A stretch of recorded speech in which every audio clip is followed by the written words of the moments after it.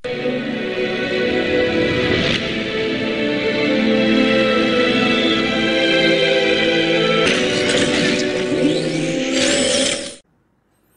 यहां पर अगला जो जीव तत्व के साथ हमने देखा था अजीव तत्व, इसे भी यहां पर जान लेते हैं। अभी हमने यहां पर जीव तत्व को देखा, अब अजीव तत्व क्या है? तो कहा प्रायः सभी भारतीय दर्शनों ने जगत के मूल तत्व पर, जिससे यह जड़ जगत समस्त शरीरों से युक्त है, इस पर गहराई से विचार किया है। कहा यहां इस मूल तत्व को जहां सांख्यादि दार्शनिक यानी कि सांख्य आदि जो दार्शनिक हैं, प्रकृति कहते हैं, कोई प्रधान कहता है, या फिर कोई जड़ कहता है, कोई परमाणु कहते हैं, वहां जैन दर्शन इसे पुद्गल कहता है। इस तरह जैन दर्शन में पुद्गल जगत का मूल कारण है। यहां पर अजीव तत्व क्या है? यहां पर देखा ना आपने कि कहा कि कोई जगत का मूल कारण, सभी दर्शनों में इसे जगत का मूल कारण माना गया है। कोई जड़ जगत कहता है, कोई कुछ कहता है, कोई प्रकृति कहता है, कोई प्रधान कहता है, कोई जड़ कहता है, कोई परमाणु कहता है, कहता कुछ भी हो, लेकिन है एक ही, नाम अलग अलग हैं। और उसी को जैन दर्शन क्या कहता है? उसी को जैन दर्शन पुद्गल कहता है। पुद्गल यानी कि वही अजीव तत्व। कहा इस तरह जैन दर्शन में पुद्गल जगत का मूल कारक हैं, यानी कि इन पुद्गलों से मिलकर के ही जगत का निर्माण हुआ है। जगत कैसा है? जड़ है ना। तो जड़ है तो अजीव तत्व भी क्या है? जड़ है, जिसे कि जैन दर्शन में पुद्गल कहा है। इस प्रकार से आपको समझना होगा। पुद्गल शब्द का अर्थ क्या है? तो आप देखेंगे, कहा पुद्गल शब्द का अर्थ है पूर्यंती गलंती च, अर्थात जिसका संयोग और विभाजन होता है वह पुद्गल कहे जाते हैं। जिसका हम संयोग भी कर पाते हैं, या फिर जो संयोग है, जो संयुक्त है, और जिसका विभाजन होता है वह क्या है? वह पुद्गल है। जीव का संयोग और विभाजन नहीं होता, आत्मा का संयोग और विभाजन नहीं होता। जिसका संयोग और विभाजन होता है वह क्या है? पुद्गल है, अर्थात वह जड़ तत्व है। कैसे? तो यहां पर आप देखेंगे पुद्गल की विशेषता यहां पर देखेंगे। कहा पुद्गल की इस विशेषता के कारण पुद्गल कण जुड़कर आकार बनाने में सफल होते हैं, और बड़े आकार को तोड़कर छोटे कणों में इन्हें बांटा भी जा सकता है। तो ये जड़ है। तो इन जड़ तत्वों को, यानी कि प्रकृति में हम कितनी चीजें देखते हैं, जो भी जड़ चीजें हैं, इन्हें हम एक साथ इकट्ठा भी कर पाते हैं और अलग अलग भी कर पाते हैं। ये इनकी विशेषता है। तो कहा कि जो पुद्गल होते हैं, यानी कि जो ये जड़ तत्व होते हैं, यह क्या करते हैं कि पुद्गल कण जुड़कर आकार बनाने में यह सफल होते हैं, और इनको अलग अलग तोड़ने पर भी यह इन्हें अलग अलग भागों में इन्हें बांटा जा सकता है। तो यह क्या है? इसकी विशेषता है। यहां पर पुद्गल के अन्य नाम हम यहां पर देखें। पुद्गल को अन्य किन किन नामों से जाना जाता है? तो कहा पुद्गल के लघुतम कण को अणु या फिर परमाणु एवं दो या दो से अधिक अणुओं से मिलकर बनने वाले पदार्थ को संघात कहते हैं। हमने विशेषता देखी थी ना जड़ तत्व की, यानी कि अजीव तत्व की।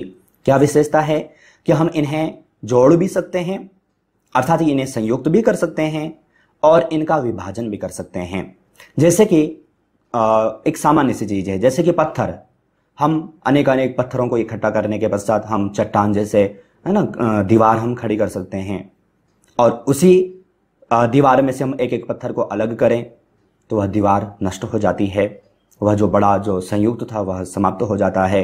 तो यह क्या है? यह वही है। यह पुद्गल की विशेषताएं हैं, जड़ तत्व की विशेषताएं हैं। आप चेतन तत्व को इस प्रकार से नहीं कर सकते। तो ये हमें यहां पर जानना है। तो इस पुद्गल के, यानी कि इस अजीव तत्व को अन्य किन किन नामों से जाना जाता है? तो कहा कि जब हम इसे अलग अलग भागों में बांटते हैं, जो जड़ तत्व है, जब हम इसका विभाजन करते जाएं, जैसे कि वैशेषिक दर्शन में जिसे परमाणु कहा है, तो जब हम इसका विभाजन करते जब हमें छोटा सा लघुतम रूप जब हमें प्राप्त होता है, उसे अणु या फिर परमाणु कहा जाता है। और जब हम इन्हें जोड़ करके जब हम विशाल बना लेते हैं, तब इसे संघात के नाम से जाना जाता है तो पुद्गल ही। जब हम इसका विभाजन करते हैं, छोटा सा बन जाता है, तब उसे अणु या फिर परमाणु कहा जाता है। और जब यह विशाल रूप में होता है, इकट्ठे हो जाते हैं, तब यह संघात कहलाता है। तो ये आपको यहां पर जानना है। यहां पर पुद्गल के गुण क्या है, तो कहा जैन दर्शन में पुद्गल के 4 गुण माने गए हैं। कौन कौन से? स्पर्श है, स्वाद है, गंध है और रंग है। तो जो पुद्गल हैं, इन पुद्गलों के गुण क्या हैं, तो कहा कि इनमें स्पर्श भी, हम इनका स्पर्श भी कर पाते हैं, इनमें स्वाद भी होता है, इनमें गंध भी होती है, इनमें रंग भी होता है। तो कहा ये गुण अणु एवं संघात दोनों में पाए जाते हैं। तो ये जो गुण हैं, चारों गुण, यह जो अणु हैं उनमें भी पाए जाते हैं और संघात में भी पाए जाते हैं, अर्थात जो सूक्ष्मतम रूप है उसमें भी पाया जाता है और जो विशाल रूप है उसमें भी पाया जाता है। यहां पर एक डायग्राम मैंने आपको यहां पर दिया है जिससे कि आपको ये टॉपिक समझने में क्लियर हो। पुद्गल के गुण कहा स्पर्शवान होते हैं, यह कैसे होते हैं, इनका हम स्पर्श कर पाते हैं। स्वाद युक्त होते हैं, इनमें स्वाद भी है। गंध अर्थात इनमें गंध भी है और रंग अर्थात ये रंग युक्त भी हैं।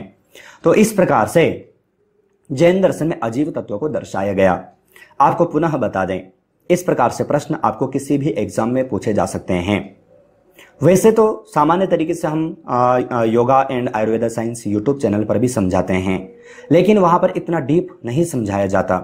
आपने ये कोर्स परचेस किया है एप्लीकेशन पर, तो यहां पर आप देखेंगे कि आपको यहां पर अच्छे ढंग से प्रत्येक टॉपिक को यहां पर समझाया जाता है। क्यों?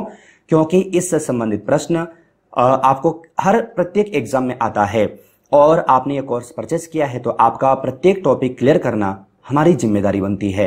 आपका प्रत्येक टॉपिक यहाँ पर क्लियर हो जाए, प्रत्येक दर्शन का, ये हमारी जिम्मेदारी है और उसी को निभाते हुए प्रत्येक टॉपिक को आपको यहाँ पर स्टेप बाय स्टेप यहाँ पर दिए जा रहे हैं। तो आशा है आप जैन दर्शन में वर्णित जीव एवं अजीव तत्वों को अच्छे ढंग से समझ चुके होंगे।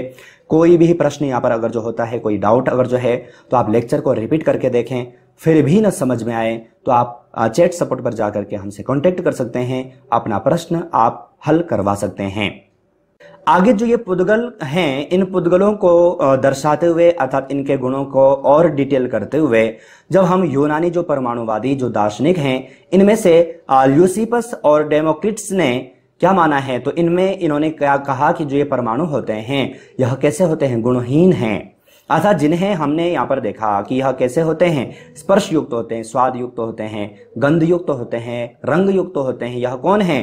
संघात भी हैं और परमाणु भी हैं। वरन जो ये यूनानी दार्शनिक हैं, इन्होंने कहा कि ये संघात में हो सकते हैं लेकिन परमाणुओं में नहीं होते। परमाणु कैसे होते हैं? गुणहीन होते हैं। तो इस प्रकार से आपको यहाँ पर जानना है, अच्छे ढंग से आप यहाँ पर समझ चुके होंगे। तो आज इस लेक्चर में इतना ही। अन्य लेक्चर के साथ आप सभी से फिर से मुलाकात होगी, लेकिन तब तक आप अपना और अपनी फैमिली का बहुत ख्याल रखिएगा। बाय।